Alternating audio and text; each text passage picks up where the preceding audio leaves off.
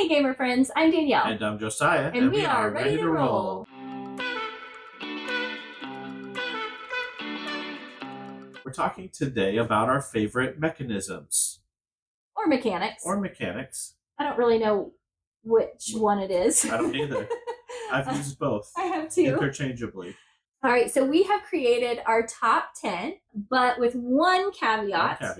And that is our number one. We chose both of our number ones. Yeah. So we'll talk about that when we get to it. We also will have some examples of games that use those mechanisms as we go through. Yeah. So you start us off this time. Okay.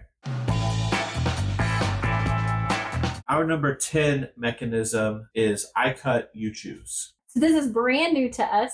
We had never played a game with this mechanism that we could think of. We tried to think of it, but I don't think so. I couldn't think of one either.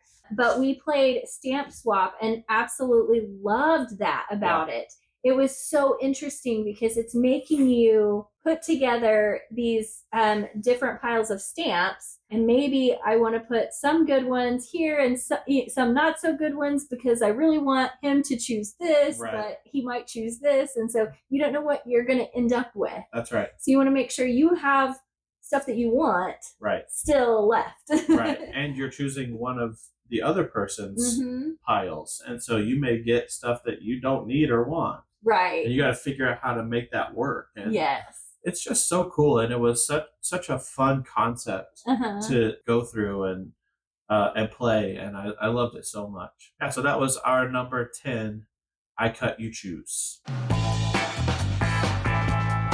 Our number 9 mechanism is deduction. There are two types of deduction, really. There's the social deduction and then the logic deduction. And I would say what we're more talking about is the logic deduction for our number 9. These are games like Paint the Roses or The Lost Species. Yeah, we really enjoy the logical deduction games because I feel like we read each other's intentions well. Yes, I agree with that. And so it works a lot for us. Yeah, especially like in a cooperative setting. So like Paint the Roses. And so The Lost Species, we were a little less keen on, but not for the deduction mechanism, just for the game itself. But yeah, we really like logical deduction. Paint the Roses is good because you have the card and they have like either like the color of the flower, or I think it's flower. They're all roses, right? They are.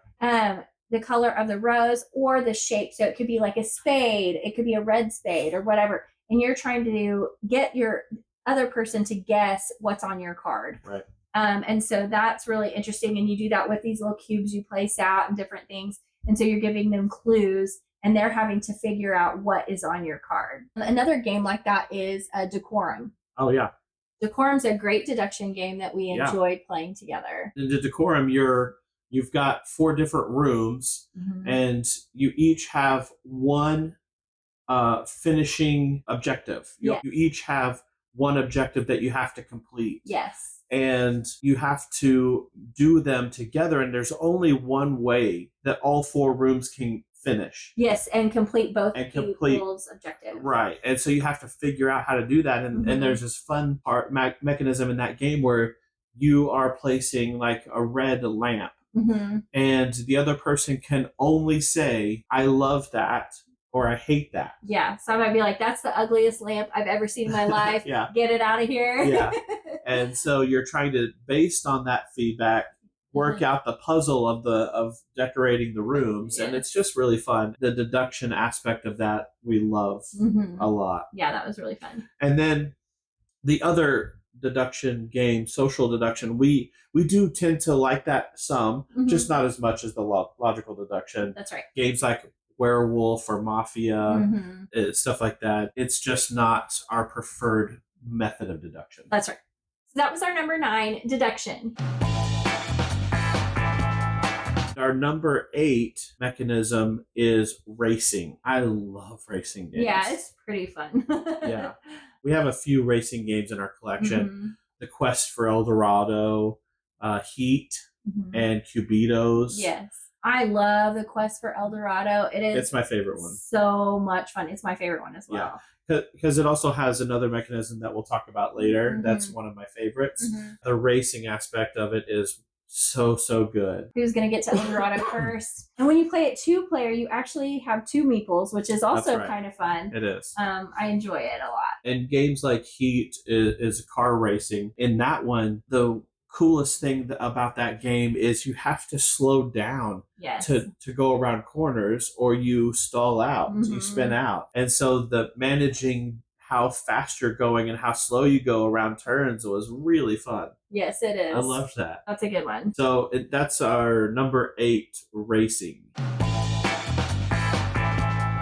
All right. Our number 7 mechanism is tile placement. So these are games like Cascadia, where you're drafting a tile and you're placing it in your tableau, building out a habitat. Or we thought of Harmonies as a tile placement. It's a little bit different, but you're taking these tokens and you're trying to configure exactly what the animal needs. So you're technically building their habitat as well. Right. But they're done with these little tiles, and that is a lot of fun. There's usually a drafting element to it. Yep. And I really like that. Even Ark Nova has a tile placement aspect of it, where you're having to take these polyomino shapes and place them into your zoo. Yeah. I just really like that. It's great. And Ark Nova and Cascadia are 2 of our favorite games. Mm-hmm. They're so good. So that's our number 7, tile placement. Our number 6 mechanism is trick taking. Oh, it's so good. Yeah, so we have several different games that use trick taking. Mm-hmm. One is Lord of the Rings Fellowship of the Ring trick taking game, which we just got to play. Yes. Oh my gosh, it's amazing. Yeah, I think we're going to be doing maybe a review of it later. Yeah. So we won't talk too much about it. So spoiler alert, it's awesome. Yeah. And then Sail. So that's a really fun game. Yeah, that's a cooperative trick-taking game. And it's a 2-player trick-taking game. You're working together to try and, I think, move your boat basically through the ocean. Yep. And not get attacked by the Kraken. And so it's a little bit different. It's a pretty cute little game. I wish it had a little bit more to it. I do too. It does get more complicated as it goes. So the first, as you're learning how to play, is pretty easy, and it gets harder and harder and harder as you go. The mechanic of the trick-taking part of it, I really enjoy. That is fun. And then the last game that we have that's trick taking that we're going to talk about is The Crew. Mm-hmm. And this is one that is right there with Lord of the Rings trick taking game. It is so good. Yeah, we've just had a blast with it. Oh yeah. So you get these objective cards, and then you have to win the tricks that meet that criteria. Mm-hmm. And it can be really challenging. And so if you have a good party that you're playing with, it's really fun. So much fun. Really, really fun. We've just had a blast with it. We've spent hours playing it, honestly. Yeah, and I will say with a caveat that with Lord of the Rings trick-taking game and The Crew, if you don't have a good party composition, it's not as good. Yeah. It definitely detracts from the quality of the game. Yeah, I agree. But if you have a good party composition, it is like way up there. I think there's a lot of games like that. A lot of party games are that way. Like they're only as fun as the group you're playing with. Yeah. I think that's definitely a big part of it. That's true. So that is our number 6 mechanism, trick taking. All right. Our number 5 is dice rolling. Mm-hmm. And dice rolling really is in all different kinds of games, but we both just love chucking a whole bunch of dice. So much. It's just really fun. I don't know what it is about doing that, but it is just really fun. In fact, we have a little great nephew that he's only 4, and he cannot wait to play games where he can roll dice. So I'm like, I think he's in the right family. Yeah, for sure. Because he just can't wait to roll those dice. Yeah. And he tries, he wants to play and stuff. And so we've been looking for games where maybe he can play. But anyway, just a little caveat there that it just starts early. It does. We just like to roll dice. But some games that are dice rolling are like Dice Miner, which is one of his favorite games. You're kind of building up these dice and you just get to roll like a handful of dice. Fistfuls of dice. It's amazing. And then, of course, Too Many Bones. Yep. And that one is obviously has a ton of dice. It's called Too Many Bones. Yep. And you have the combat mechanism is rolling dice. You're using dice as your upgrades. There is dice everywhere in Too Many Bones. Mm-hmm.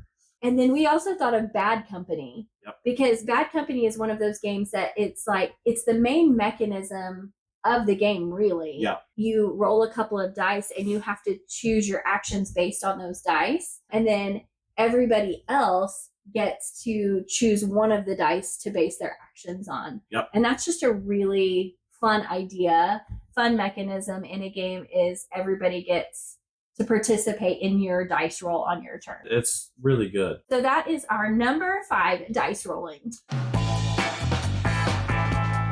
Our number 4 is card or dice drafting. I guess you could maybe throw token drafting in there as well. Yeah. This is such a fun mechanism because there's usually a pool of these dice or cards or tokens or whatever it is, and you have to take turns drafting. Mm-hmm. And so you have your eye on one or two and they may be stolen from you. That's right. And so then you're like, now what do? I got to pivot and try and figure out what I can do with what's left. And it's just a really fun way to play games. If you're ever playing with him, he will steal it from you. So.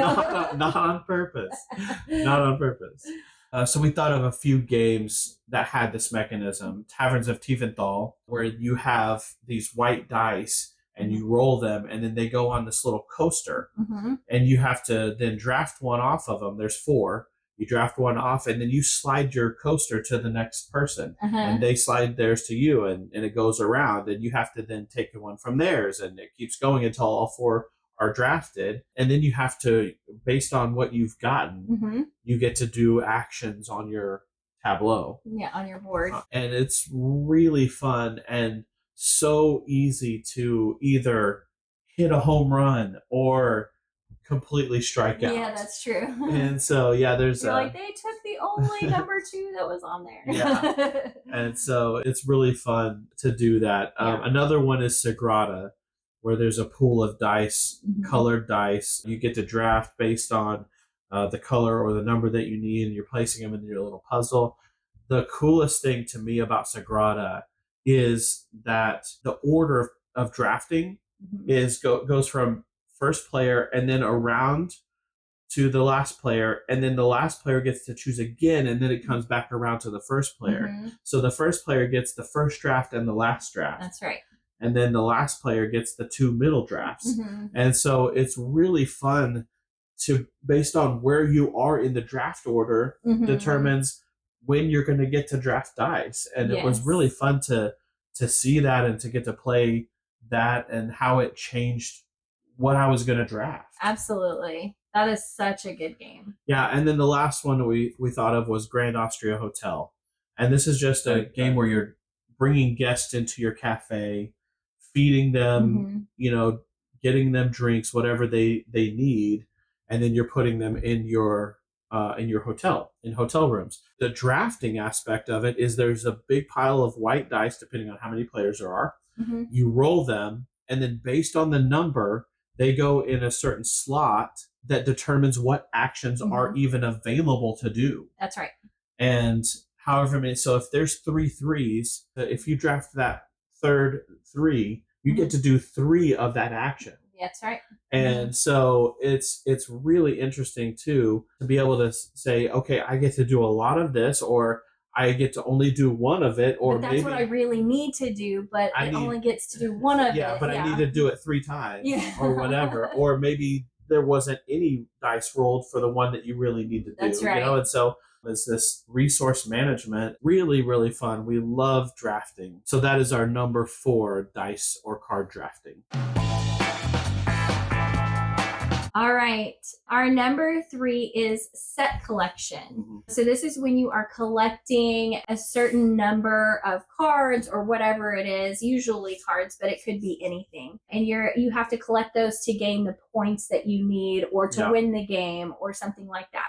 So when we were talking about this, we were thinking, okay, what's a good example of set collection? So like there is Ark Nova, you are collecting basically sets of animals for different things. So maybe I can score if I have more of the primates in my zoo. Yeah, really you're collecting sets of the icons. Right, sets of the icons.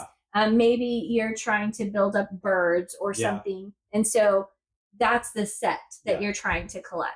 In a game like Trio, which is a really fun card game, you are trying to collect 3 cards of the same number. And you're trying to find them, whether they be in somebody else's hand or they're on the board, and you're trying to find 3 of the same. And if you do, you've collected that set. Yep. And that's a really fun game. That is what people call Gamers Go Fish. Yeah. But it is such a fun game. Yeah. We've had a blast with Trio. Yeah, it's one of our favorite games to play with your parents and your my aunts. Aunt. Yeah.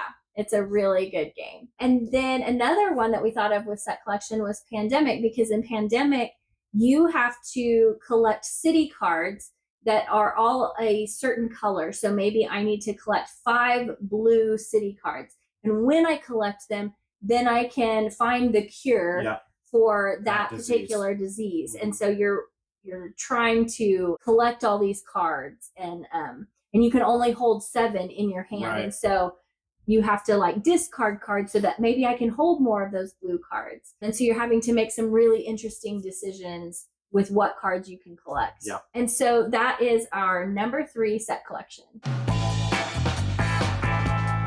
Our number 2 mechanism is push your luck. This was almost my number 1. It was such a hard decision, but it is my number 2. Push your luck is just a mechanism where you get to keep doing a thing. Yes. and as much as you want until a certain line is crossed, and then you bust. Yes. You lose. Mm-hmm. I am a gambler at heart, which is why I don't gamble. That's right. I don't gamble for money.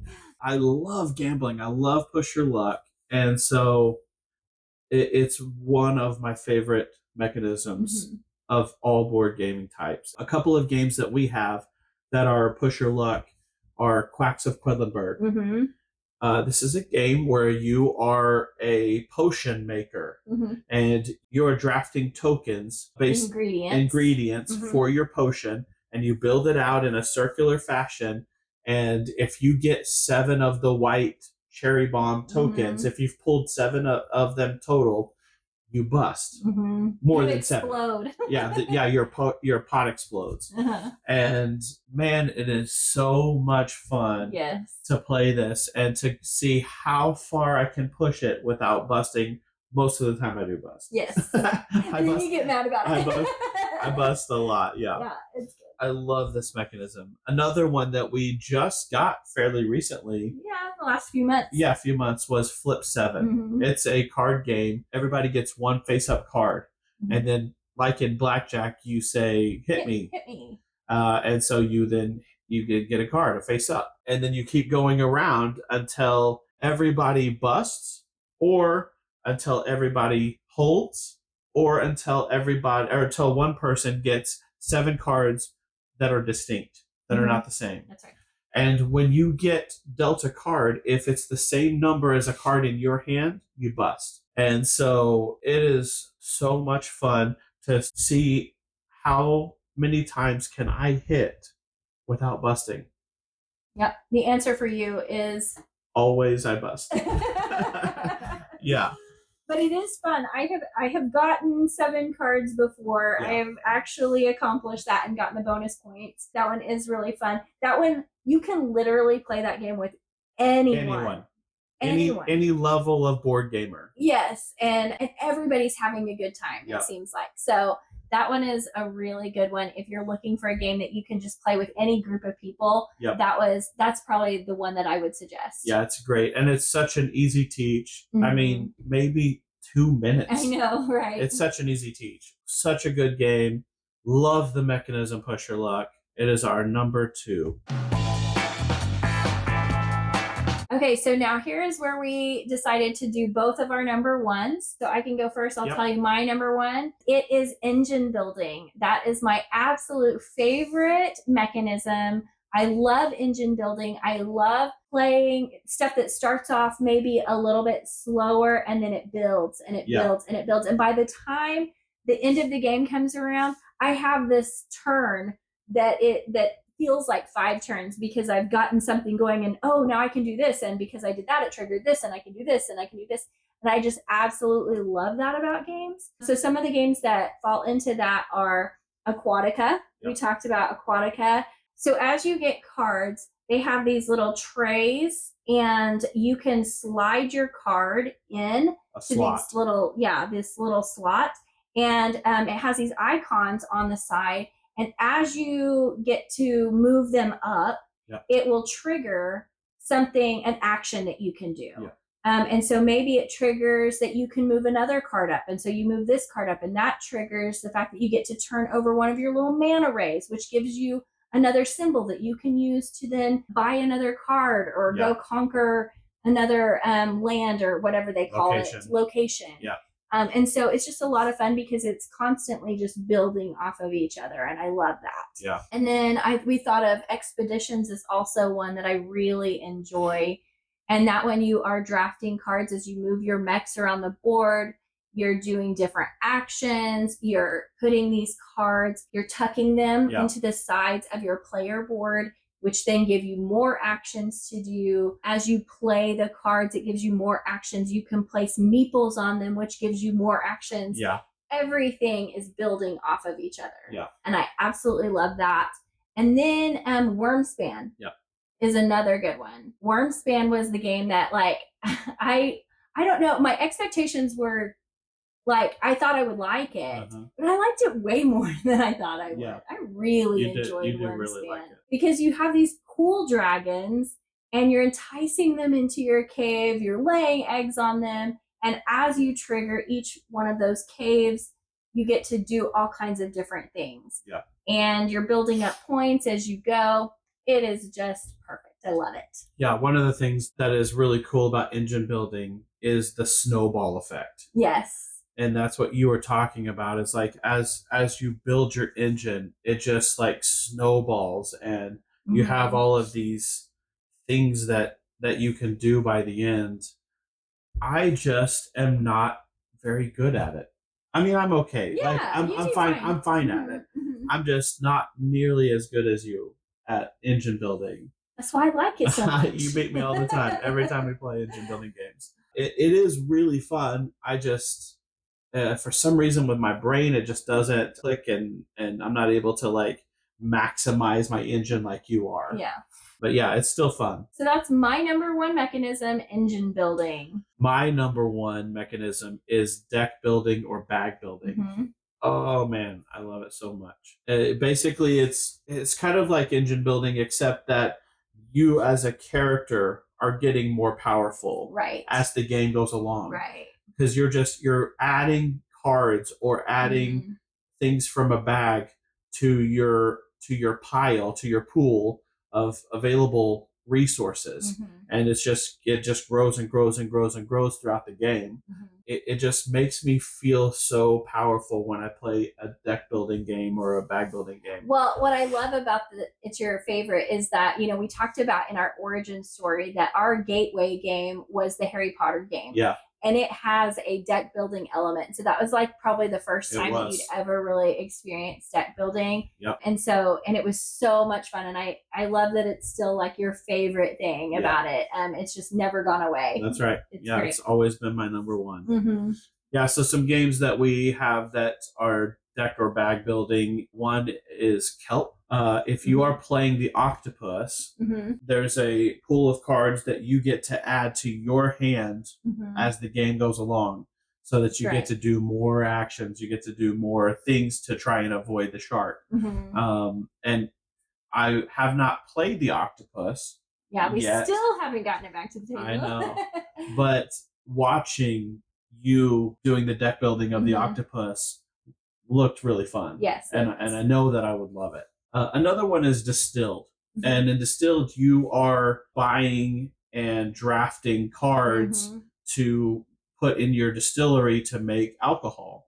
And as the game goes along, you get to add more because you've got more resources to purchase them or things like that. And so you get to build a bigger deck and build a more expensive alcohol, you know. And so I just love that aspect of it so much. Yeah, and we're not drinkers. We don't drink, and so but this is just such a fun game. Yeah, I think that that's great that they can bring people like us into the game, and it be that great that even though we don't really know that much about the theme, right, we still really enjoy it. Yeah. I will say that in Distilled specifically, when you pull your cards that you're going to use to make alcohol, you shuffle them and then you pull off the top and the bottom. Yes. Like when you're distilling, you take off the top foam or whatever it is, and then you don't use the bottom of the distilled alcohol. And so that was just so cool to me that they put that in there.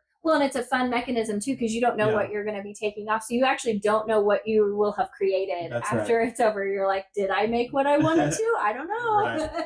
Another game that has deck building, which I love, is Clank. And in Clank, you are delving into a dragon's lair, into his catacombs, and you're trying to plunder his riches and then get out before and not make any noise before he kills you. Yeah, and the more things that you do, the more tokens that you take, or the more treasure you take, the louder you are. And so you add Clank to the bag. Things trigger the dragon attack, and so you have to pull cubes out of the bag, and if you get your colored cubes pulled out, then you take wounds. So you have to go in and get as many points as you can and then get out before you die. Yeah, so there's a racing element in this one, which is one of our favorite mechanisms. There's the deck building, and then there's also the push your luck, because you're like, how far can I go down into the dungeon? So that's why it's such a good game for us, because it includes a lot of our favorite mechanisms. Yeah, and so the deck building aspect of it is there's a market of cards that you can buy with the resources that your current cards have. And so as the game goes on, you're just constantly buying cards from the market and building your deck bigger and bigger and bigger. And there are certain cards that allow you to get rid of your worst cards so that you can get your better cards in there faster. It's just such an amazing game. I love it so much. And I love bag building. I love deck building. It's just easily my number one. So that's been our top 10 favorite mechanisms / mechanics, however you want to say it. If you enjoyed this video, please like and subscribe. And tell us down below in the comments, what is your favorite mechanism in board gaming? We want to hear about it. Thanks for watching. We'll see you next time. Bye. Bye.